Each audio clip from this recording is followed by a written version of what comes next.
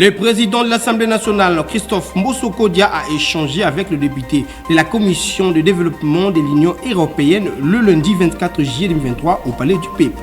Le vice-premier ministre en charge des affaires étrangères, Christophe Lutundula, a inauguré les salons diplomatiques de l'aéroport international d'Ndjili.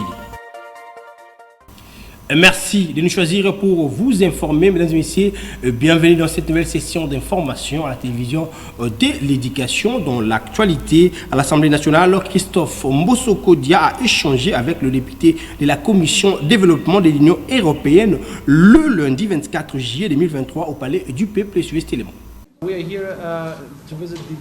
Nous sommes ici en visite en RDC pour prendre et écouter la population et les représentants du peuple sur la situation humanitaire de l'Est. Et nous voulons écouter de nos partenaires congolais les problèmes qui s'y posent, tout ce qui est connecté ou a des liens, des connexions aux mines et à la situation humanitaire, et aussi parler des sujets du développement. Nous voulons aussi faire une descente à Lubumbashi pour écouter et découvrir beaucoup d'autres éléments sur ces partenariats. Ceci n'a rien à voir avec les élections. L'Union européenne est descendue ici pour s'enquérir de certains éléments que nous avons qui à notre disposition pour savoir ce qui se passe en RDC. Et ceci n'a rien à voir avec les élections qui vont se dérouler au mois de décembre. Ce qui est important est que, comme je l'ai mentionné, je l'ai évoqué au Parlement congolais, et que nous allons faire des rapports à nos bureaux par rapport à la situation qui prévaut en RDC sur le plan humanitaire et d'autres éléments, comme je dis. Et nous avons fait des recoupements de beaucoup d'informations sur terrain. Et c'est vrai qu'il y a eu des émotions de la part de représentants de la population, et nous pouvons vraiment réfléchir sur l'avenir et trouver des solutions. Comme annoncé au sommaire, le vice-premier ministre en charge des affaires étrangères, Christophe Lutundula, a inauguré les salons diplomatiques de l'aéroport international d'Ndjili à travers une cérémonie présidée aux côtés du ministre des Finances, Nicolas Kazali. Connu sous l'appellation du salon présidentiel, ce patrimoine d'accueil a été cédé officiellement au ministère des Affaires étrangères et était devenu le salon diplomatique confié à la direction du protocole d'État pour sa gestion depuis 2011. À son arrivée à la tête de la diplomatie congolaise, le vice-premier ministre, ministre des Affaires étrangères et francophonie, Christophe Lutundula Palapena-Pala, avait pour mission de redorer l'image du pays et tout ce qui va avec. Porte d'entrée et de sortie, pour différentes personnalités, le salon diplomatique est resté dans le viseur du vice-premier ministre, ministre des Affaires étrangères et francophonie, Christophe Lutundula Palapena-Pala. Aujourd'hui, l'infrastructure est moderne et prête. Tout a été mis en œuvre pour rendre joli ce salon qui est appelé à recevoir les personnalités étrangères et du pays. Et de manière générale, se dit diplomatique. Et donc le salon est réservé en priorité aux diplomates, aux représentants des pays étrangers dans notre pays, aux diplomates au sens large du terme aussi, aux officiels étrangers, invités du chef de l'État. C'est réservé également aussi à ceux qui participent à l'action diplomatique de notre pays. Les travaux ont duré 4 mois et exécutés par l'entreprise Fourniture et Plus pour Kinshasa, qui s'apprête à accueillir le 9e jeu de la francophonie. Ces salons honorent les hôtes. Ici, les personnalités admises auront chacune une carte d'accès.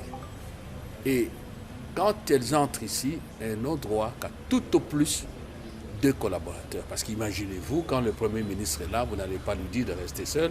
Il faut au moins son directeur de cabinet ou son secrétaire particulier pour donner une instruction. Et je ne prends que ce cas-là. Et pour les autres aussi, même ceux qui payent, la réservation du salon diplomatique doit se faire au moins 48 heures avant. Il faut réserver, entrer en contact avec les services du protocole d'État. Vous m'avez vu signer la note circulaire, elle sera affichée. Et nous nous adressons à tous les compatriotes qui ont des charges publiques. Ce n'est pas tout le monde qui vient au salon diplomatique. Ce n'est pas spécifique à la RDC. C'est comme ça que ça s'est fait dans d'autres pays et c'est comme ça que ça s'est fait selon les conventions internationales. Des limousines et un bus ont été offerts par le vice-premier ministre, ministre des Affaires étrangères et francophonie, pour la locomotion des hôtes du pays. Autant le travail technique et structurel s'est fait, autant sur les plans des infrastructures, l'on ne baisse pas les bras. Tout à fait autre chose pour renforcer la coopération pour les questions coordonnées aux problèmes liés au développement. Les gouverneurs des provinces de l'Ituri, Nord et Sud Kivu, Maniema et Tanganyika sont réunis dans la ville de Goma pour la convention régionale. Suivez l'élément Naomi Katako. Promouvoir la coopération interprovinciale pour l'intégration de réponses en matière de développement, prévention de l'extrémisme violent et de problèmes environnementaux, voilà qui justifie 3 jours de conversations des gouverneurs des provinces du Nord et Sud Kivu, Tanganyika, Maniema et Ituri à Goma, à dater de ce 24 juillet 2023. Le gouverneur de la province du Nord Kivu, son Excellence, lieutenant-général Constant Ndima Kongwa, a salué la participation de tous à l'ouverture de cette session dont les matières relèvent d'une importance capitale avant de rendre les hommages au président de la République démocratique du Congo, garant de la sécurité et du développement. C'est ici pour moi l'occasion de rendre un vibrant hommage à son Excellence Félix Antoine Tshisekedi, président de la République, chef de l'État, commandant suprême des forces armées et de la police nationale congolaise, qui non seulement ne ménage aucun effort pour le retour de la paix et de la sécurité dans notre pays en général et dans sa partie est en particulier, mais aussi reste toujours constant dans sa vision de développement du pays, matérialisé entre autres par le programme de développement local de 145 territoires. C'est le vice-ministre du plan qui préside ces assises, Pascal Omanabitika, est revenu sur les réalisations à la base pour le développement de la RDC dans son discours. L'échange d'expérience et la mutualisation des efforts pour faire la conversion régionale et sous-régionale s'inscrit également dans le cadre d'une évaluation de la mise en œuvre des politiques publiques traduites dans vos différents programmes d'action, ce qui permettra de comprendre les enjeux et la nécessité de l'adoption de réponses concertées, coordonnées et régionales favorisant la synergie des interventions et la mutualisation pour mener des actions multi-acteurs face à la complexité des défis auxquels font face les 5 provinces ici représentées. Les résultats de ces travaux donneront des réponses coordonnées et régionales qui favoriseront à leur tour la synergie des actions multi-acteurs face à la complexité de défis auxquels font face les 5 provinces de l'Est de la RDC. Organisée par le PNID, cette rencontre est financée par la Suède. Juste après quelques heures de la décision du nouveau commandant de la police ville-province de Kinshasa interdisant les bureaux D dans la capitale jusqu'à nouvel ordre, les motocyclistes errant sur l'avenue de la Libération ex-24 novembre se sont affrontés avec les éléments du bureau D et des transports le lundi 24 juillet 2023 sur cet élément.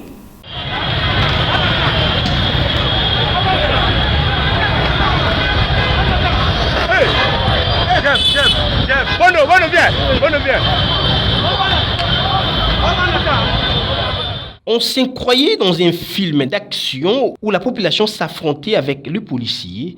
Ici, nous sommes sur l'avenue de la Libération, ex-24 novembre, précisément dans les sauts des moutons d'Assanef, où à quelques heures après la décision du nouveau commandant de la police ville de Kinshasa sur l'interdiction des bureaux D jusqu'à nouvel ordre, que les motocyclistes et les agents des transports et du bureau D œuvrant dans cette partie de la capitale se sont affrontés ce lundi 24 juillet à ciel ouvert suite à l'arrestation de quelques motocyclistes.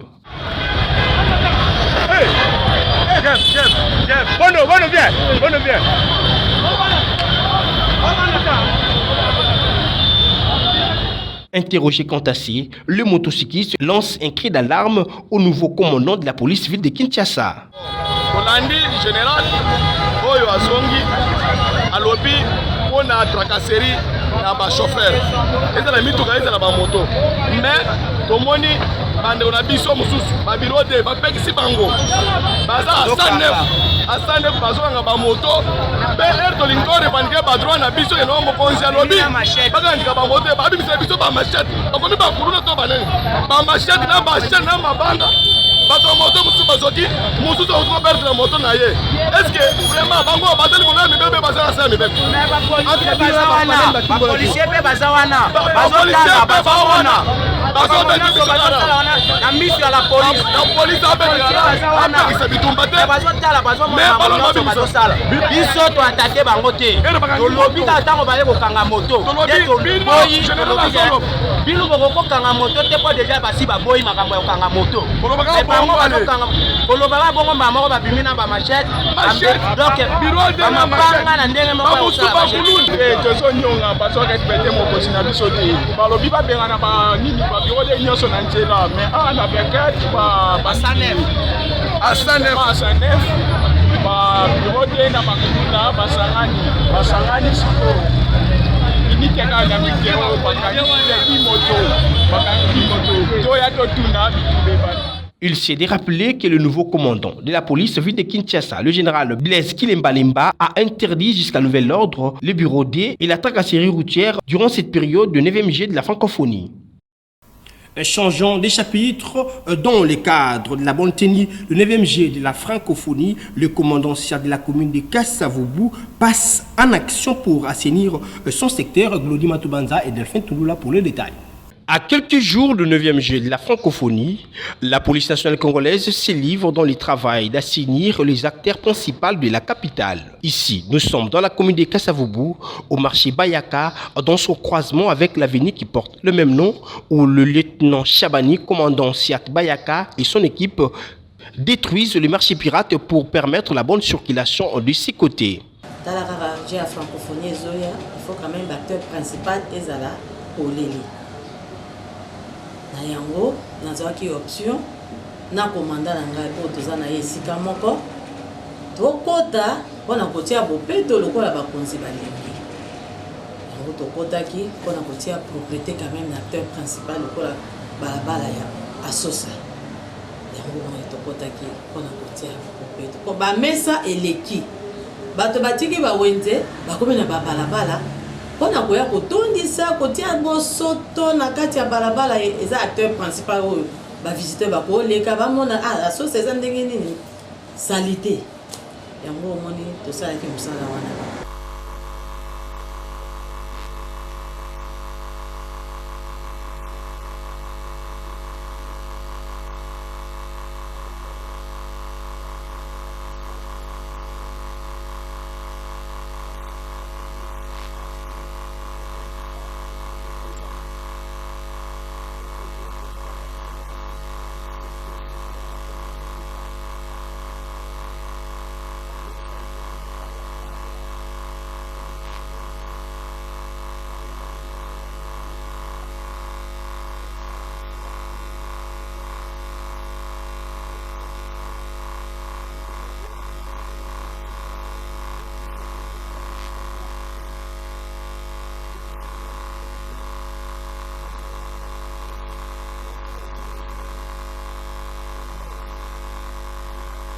Notons que le 9e G de la francophonie débute ce vendredi 28 juillet 2023 et prendra fin le dimanche 8 août 2023. Depuis un temps relativement long, le quartier Rigini dans la commune d'Elemba n'est pas desservi en eau potable, suivant l'élément de nos stagiaires d'Eli Fasig. Les habitants du quartier Rigini dans la commune d'Elemba vivent sans eau potable depuis plus d'une décennie. Conséquence, ils se rabattent sur l'eau des forages avec tous les risques pour la santé et la vie. On a vraiment un problème d'eau. Ça date de longtemps. Moi, j'ai déjà fait ici à Rigini plus de 10 ans. Plus de 10 ans, je n'ai jamais vu de l'eau stable ici à Rigini. Donc, on achète de l'eau chaque jour. Et ici, ce qui est moche ici, mauvais ici, c'est quoi? C'est que l'eau ne jaillit que pendant la nuit. C'est comme si c'est la sorcellerie. Quand vous dormez, c'est à ce moment-là que l'eau jaillit. Mais quand vous vous réveillez, quand seulement il fait matin, l'eau commence à partir. Donc pour puiser de l'eau ici, il faut se réveiller au moins à 0h du matin, commencer à puiser. Quand seulement le soleil commence à sortir 4h du matin, l'eau part. Donc il faut vraiment la violence pour avoir de l'eau ici à Guinée. Vraiment nous déplorons cette situation, ça nous dérange tellement. Signalons que ces habitants parcourent des longues distances pour s'approvisionner en eau potable. Depuis près de 6 mois, le quartier Mbandaka, dans la commune de Bumbu, n'est pas desservi en eau potable. C'est les habitants de ce coin de la capitale. L'exécution des travaux de construction de l'avenue Birmanie est à la base de ces calvaires. Le quartier Mbandaka de la commune de Bumbu n'est pas desservi en eau potable depuis plus de 6 mois. Selon les habitants de ce coin de la capitale, les travaux qui se font sur la direction Birmanie seraient la cause de cette pénurie. Pour avoir de l'eau, on va souvent chercher de l'eau avec plus ou moins 4 ou 5 minutes. Peut-être s'il n'y a pas, là dans ce cas-là, il y a forage. On a beau souffrir vraiment la maille. Aussi la maille à forage est vraiment bien. Maille on est là bas moua et puis soit ma mi ma belle de déranger bisous donc. Bah ça les fort bah on n'a pas voilà et pour aider population.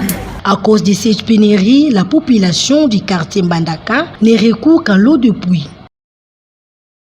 Et de leur côté, les usagers du tronçon Bambolé Petit Pont sur l'avenue de la Libération, ex-24 novembre, se demandent par où passe la taxe que perçoivent les agents de l'État et c'est au regard de la détérioration de cette partie.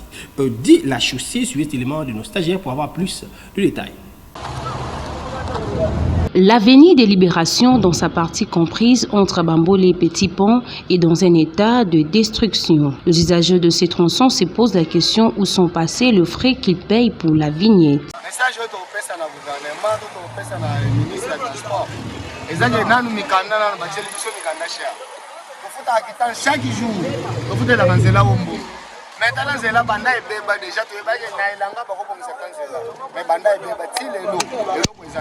Kaba toto sana bango bomwe bakelo kotazenu bayiba bamyo mwe mabulwana basali banini me bulwana mamusane nini mbongo to pesa wana kenda kawapi kombe de moto to sana ngona bila kisha sawa chana ka 500 kitansi kombe mbongo to udumisa tona wana nukuna nikanda moto kangea nini autorisation de transport o identification non santo somba ka me mbongo wana kenda wapi ata bado babongweza na mbongo mbongo wana kenda wapi kala mingi tetango kamera zalaka na siko bakanga susu kamera azonga boloko po bayako sala biso lisusu nzela to ne tala musamba ebebi lisusu ka même place basalaki ozo comprendre ebebaki basalaki ebebi lisusu ozo comprendre bato autorisation de transport otolo batena nzela place susu ya tinyo sto eza bato de baza bambongo wana kendaka wapi batike tosombaka 500 jetons tosombaka chaque jour.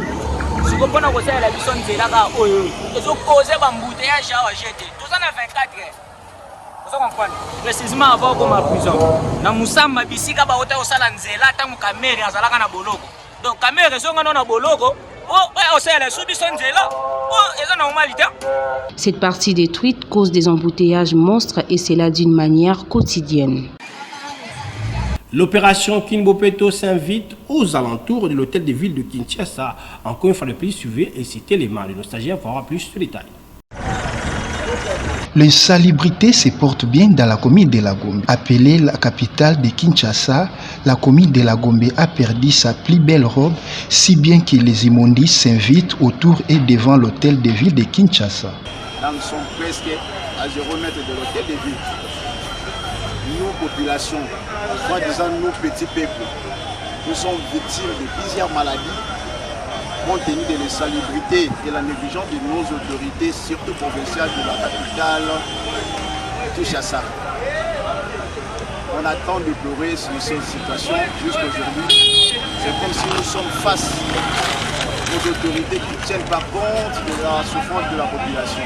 C'était les gens qui sont à l'hôtel de ville pour avoir une mairie, devant le bureau de son excellence honorable Ntini Ngobila. Si malanga bozomona eza na poubelle, basi base bele na quartier bazali musala.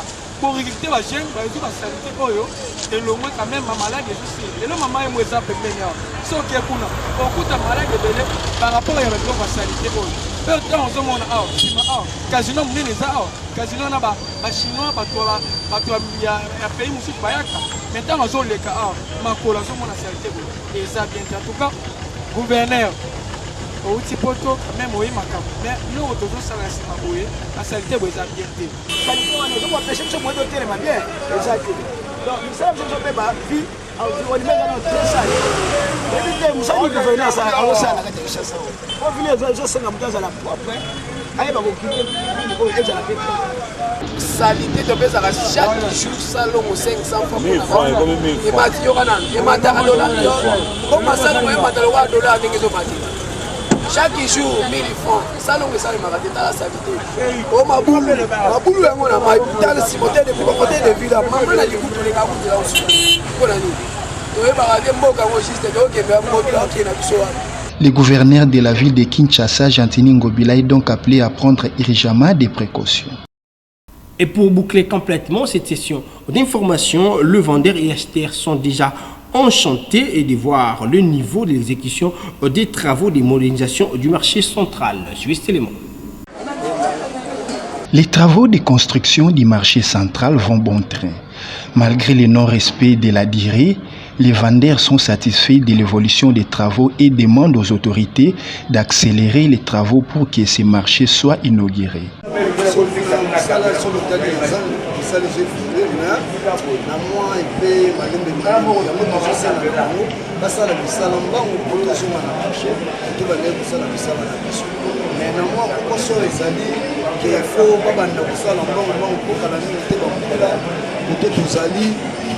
awa tozali tokutaka mbongo mwa epebele par rapport ya marché central tozala na mwa avantage ke misala biso etambola bien baprometaki biso ke non marché ezali tomoni mpe mwa baavancement pour le moment ane oyo tokoti oyo mwa avancement ezali mais pour le moment nde toza na balabala awa donc toza mpenza na baclientele te donc c'est le moment que non basala effort basilisa marché nde tozonga na kati mpe bakozonga nde tozalaki na marché na biso na marché misala na bango ezomarché pour le moment tomoni ke non mati vraiment likolo makasi tomoni ke bazomarché mwa savant donc basala rapidement pour que biso tozonga. Au mois de mai dernier, le gouverneur de la ville de Kinshasa, Gentini Ngobila Mbaka, avait promis que ce marché sera inauguré le 30 novembre 2023 par le président de la République, Félix Tshisekedi. Place au rappel des titres. Le président de l'Assemblée nationale, Christophe Mbosso-Kodia, a échangé avec le député de la Commission de développement de l'Union européenne le lundi 24 juillet 2023 au Palais du Peuple. Le vice-premier ministre en charge des affaires étrangères, Christophe Lutundula, a inauguré les salons diplomatiques de l'aéroport international de Njili. Fin complètement de cette session d'information. Si vous avez aimé, merci à la grande équipe rédactionnelle de la télévision de l'éducation. Restez branchés sur nos programmes et prenez soin de vous, car chaque jour est une vie. Au revoir.